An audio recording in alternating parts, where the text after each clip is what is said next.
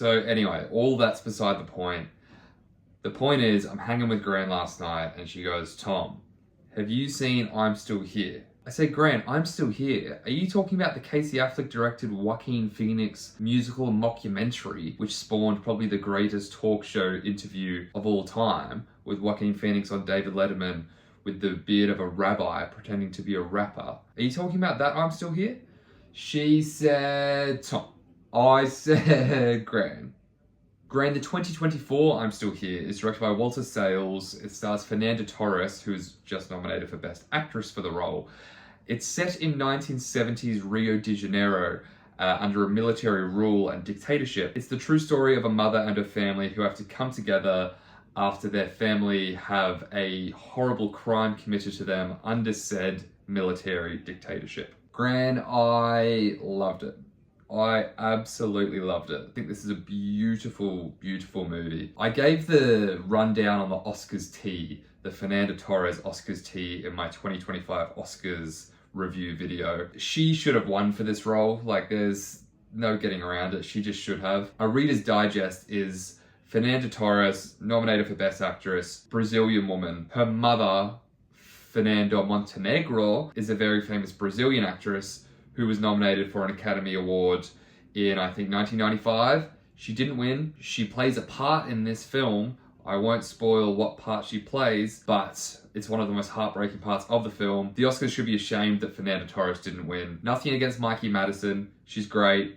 The Oscars should be ashamed they didn't give it to Fernanda Torres, in my humble, honest, correct opinion. Like I said, the plot of the film itself is an incredible, harrowing true story. What a military dictatorship, what a government is capable of, what they're capable of doing to families is just terrifying. Yes, the film is about all of that, but really it's about memories, it's about aging, it's about our past and how it shapes us. It's about how we all get old, and no matter what we do in our lives, we are all heading to the same place. We are all getting old. We're all getting old. For whatever reason, Fernanda Torres is a mother who's left alone to look after a family of, I think, 5 or 6 children on her own without her husband. We spend so long in this film setting up a happy family. You could say it's a slow start. I didn't think it was, but I can understand if someone thinking, this is taking a long time to get going.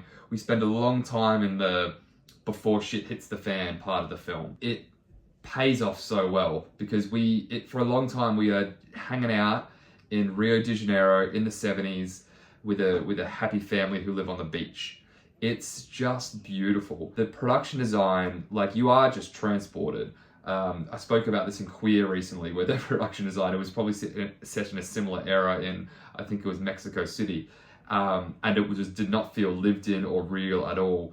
This is the colors of the browns and the oranges and the golden tans of 1970s Rio de Janeiro, the sand and the salt on the skin. You feel the coastal vibe of the Brazilian beach. I think spending all of that time with this happy family who are just living on the beach, it just hits so much harder when things go wrong. And this is just a portrait of a mother holding it down. Just holding it together. I was fortunate enough to grow up with both parents, but I can imagine that this would hit a lot harder for anyone who has a single mum out there. This mother having to balance, so we've got kids spanning from, I don't know, maybe 8 years old up to like 18 years old, and this mother having to not only support these kids now that the husband is gone, all on her own, but to get the balance right between shielding the younger kids from themes and things that they're not ready for yet, that no kid that age should have to face. You know, the old, where'd Billy go? He went to doggy heaven. Doing that kind of thing on a much greater scale, on a much darker scale with what happened to daddy. Having that balance between placating them and giving them the right amount that isn't going to terrify them, and also not neglecting the older kids who are old enough to understand these themes, and they're wondering, Mum, why the fuck are you lying to me? Why are we all pretending like this isn't a big deal? Why are you pushing this under the rug? And the older kids hate her for it for a lot of the time. And with the shit that's on her plate, just a thankless job. Not only is she doing that, she's fighting the Brazilian government. She's like becoming a lawyer on her own. She's taken away herself by military men for a while. The fact that the film is based on a book written by one of the real life children who experienced it comes through. Like, it's so authentic. You can tell it's written by someone in the house. There's a moment in the film, this is also in the trailer, so it's not spoiling anything. Even if it wasn't in the trailer, it's not spoiling anything, don't worry. The mother and the kids are standing in kind of the doorway of their beach home, and there's a journalist who's come around to take their photo and do a story of them. It's a really nice moment. The journalist tells them, you all should stop smiling. I need you to, the editor wants it to be more sad. And the mum goes, oh, he wants it more sad, does he? Okay. Kids, smile. And the journalist is like, well, what do you mean? And she's like, we're gonna smile, buddy. And all the kids laugh and they smile. And the real life photo to this day is all of those kids smiling. I think that is in the trailer for a reason. That's the film, crystallized. It's his mother just with her arms around these kids and just doing her best to hold it together for them, and it's the perfect moment that kind of typifies the whole film. So I mentioned earlier Fernanda Montenegro. She's a famous Brazilian actress. She's like the Brazilian Meryl Streep. When she comes into this film, that's when I that's when I lost it. There's just a shot of her. If you've seen the film, you know what I'm talking about. There's a shot of her looking at one of her younger family members, and I don't know if this 95-year-old Fernanda Montenegro still has these acting chops that she so famously had, but oh my God, it just broke me. I was like, oh, we just all are going to be 95 years old with dementia one day. And she's been through so much, this woman. She's been through so much, and to just see her sitting there, and there's a lot of playing with memories, with how we remember things. There's a lot of old film photos, there's a lot of old film cameras, old film footage, and I don't just mean in the moment taking those photos and shooting that Super 8, but I mean being older and looking back on them. The old shoebox and looking through them. This will make you want to digitize everything you've got. If you've got any old tape assets, this will make you want to secure them, because it's just lost once it's gone, and you can't lose things like that to history. Our memories are all we've got. That's all. Our memories are all we've got. We are our past, which is surmised in another moment in the film. There's a great line when Fernanda Torres has some closure. She's at a press conference. I can't say what kind of closure she's received all these years later after this harrowing event, but she's received this closure, and a journalist asks her, should the government be wasting its time trying to right the wrongs of the past, trying to fix all of these things that have already happened? And Fernanda says, no, they're not wasting their time. She says something to the effect of, it's the only thing that can make us go forward.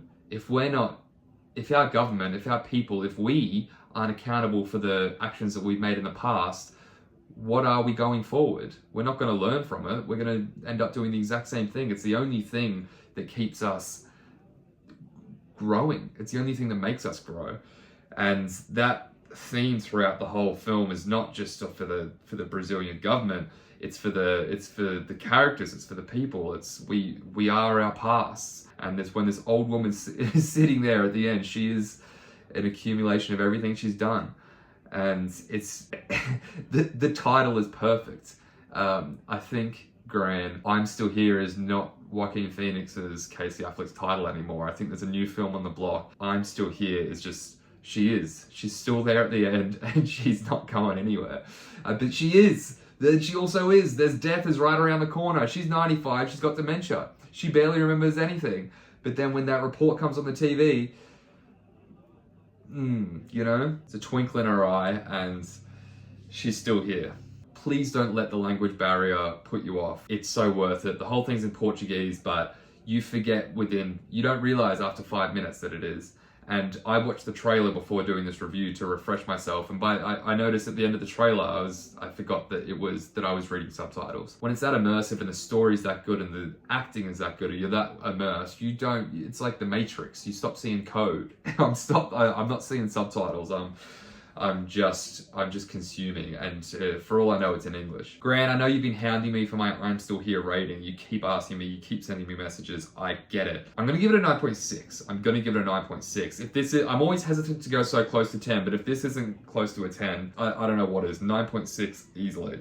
You just gotta rate these things off how they make you feel, and if you have a family, if you have a mother, if you have children, if you have a father, you can relate to this film. That's what's so beautiful about it. I haven't been to Brazil. I don't know. I didn't know anything about the real life history. It doesn't matter. I didn't know about the military dictatorship in the 1970s. It doesn't matter. If you've ever loved your mother, if you've ever had a sister, if you've ever had a brother, if you've ever had a family, if you've ever had a father, you'll love it and it will make you cry. I guarantee it. That's the Mr. Scene, it guarantee. So then Gran says,